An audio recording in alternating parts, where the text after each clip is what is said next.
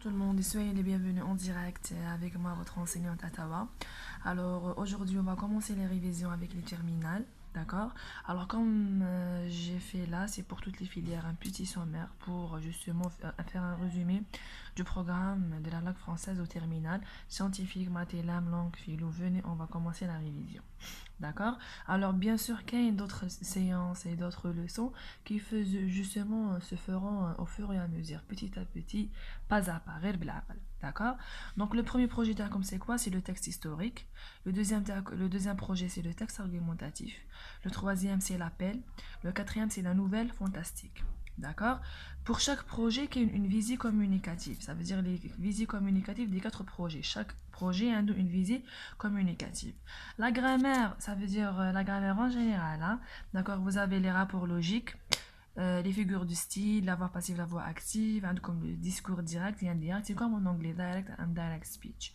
D'accord. Les autres points, bien sûr, se feront au fur et à mesure, mal les exercices, mal les sujets, mal la pratique, etc. Petit à petit. Mais grosso modo, c'est ça le programme.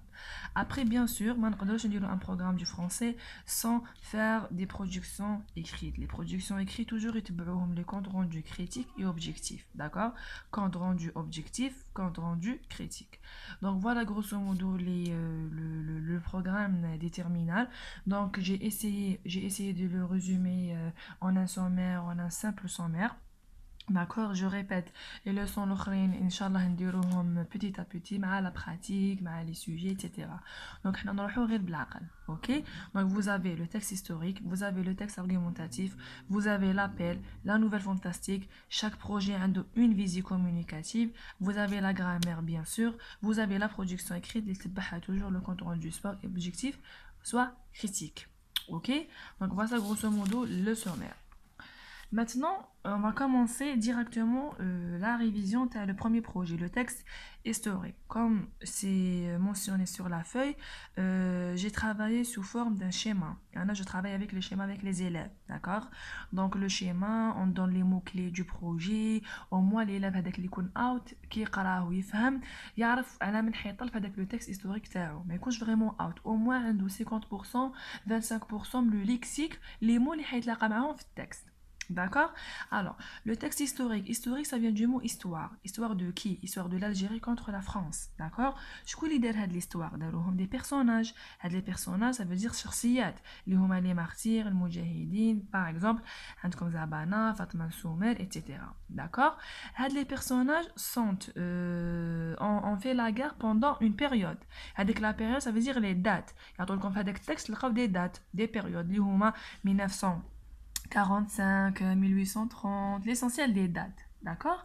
Alors, vous avez les personnages, vous avez les périodes, mais aussi la période, le lieu, le makan, où s'est passée la guerre de libération nationale. Oui, vous avez 2 lieux, soit l'Algérie, le pays, Zaïr, Bladna, soit vous avez la France. D'accord.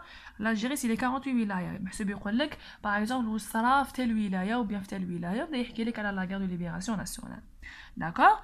Après, avec les personnages, les périodes, les lieux sont liés à un événement historique, ça veut dire hadath, d'accord. Avec l'événement, ce qui s'est passé pendant la guerre de libération nationale de l'Algérie contre la France.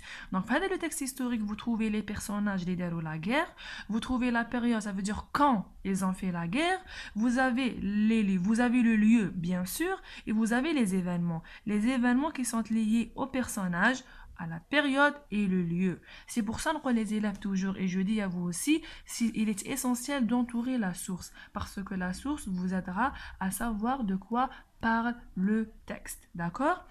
C'est bon pour le moment. Alors, on a personnage, période, lieu, événement. هادو كاع يتيك نلقاهم في le texte historique. واش معناتها؟ تلقاو les martyrs ou les المجاهدين, vous trouvez les dates 1900 etc. Vous trouvez les lieux ou tel wilaya Tlemcen, Djil Stif, Boussaada, Mdia etc. Vous avez les événements, ça veut dire الأحداث اللي صراو فيهم هذيك la guerre. Qu'est-ce qui s'est passé vraiment pendant cette guerre de libération nationale? D'accord? Mais كاين عفسه l'équipe. هاد le texte historique شكون دارو؟ هاد le texte historique, il est écrit par un auteur. On précise un historien, on précise précise aussi. Alors l'auteur واش معناتها يكون plus soit moins واش معناتها plus ça veut dire il est présent, ça veut dire في هذا التكست historique que l'auteur il est subjectif, il existe dans ce texte historique. كي تضرب تطلع على le texte تلقى la présence تاع l'auteur. OK, l'auteur il existe dans le texte.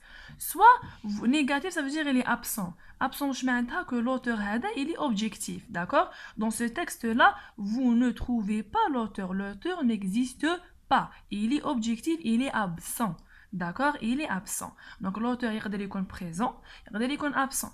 Je m'entends présent, ça veut dire il est subjectif. Je m'entends absent, ça veut dire il est objectif. La question elle est simple, l'auteur est-il présent? Justifie ta réponse. سهلة هاني درتها لكم في ان شيما سامبل d'accord. mais هاد l'auteur aussi يقدر يكون un témoin, il peut être aussi il peut aussi être un témoin. واش معناتها un témoin? Un témoin il raconte un témoignage. Si vous avez remarqué l'équipe que vous avez هنا des guillemets, d'accord, des guillemets ما حسبوش كاين لداخل c'est un témoignage و l'auteur هذا c'est un témoin. Qu'est-ce que ça veut dire un témoin l'équipe? Témoin, ça concerne l'auteur. C'est raconter un événement historique déroulé au passé au lecteur ou autre. L'auteur ou un personnage ou là, il nous raconte par exemple un événement, la mort d'une personne, un martyr ou bien un moudjahid, à nous les lecteurs, d'accord? Il raconte comment était la mort de celui-ci, qui fait mat. Donc, ou حضر la scène qui mat, ou حضر la scène quand les Français sont devenus bombarder l'Algérie. وفي القصبة ولا في تلمسان ولا في ألجي ولا d'accord. alors شافوا الصرا وراو يحكينا حنايا والصرا باسكو حنايا on n'était pas là quand la scène s'est déroulée, d'accord. donc هو c'est un témoin واش راو يحكينا كاع en détail, c'est un témoignage, d'accord, c'est un témoignage. Ça veut dire que l'auteur il raconte un événement historique déroulé au passé. D'accord l'équipe? Donc voilà grosso modo les mots-clés, je dis bien les mots-clés du texte historique, ça veut dire le premier projet TACOM, pour toutes les filières, d'accord? Alors comme les personnages, les périodes, les lieux, les événements, comme l'auteur, est-ce qu'il est présent, est-ce qu'il est absent, ou est-ce qu'il est témoin, ou bien est-ce qu'il raconte un témoignage. Donc grosso modo, voici le schéma et les mots-clés du projet. Les autres leçons, les autres astuces aussi se feront petit à petit les sujets, la pratique, les exercices.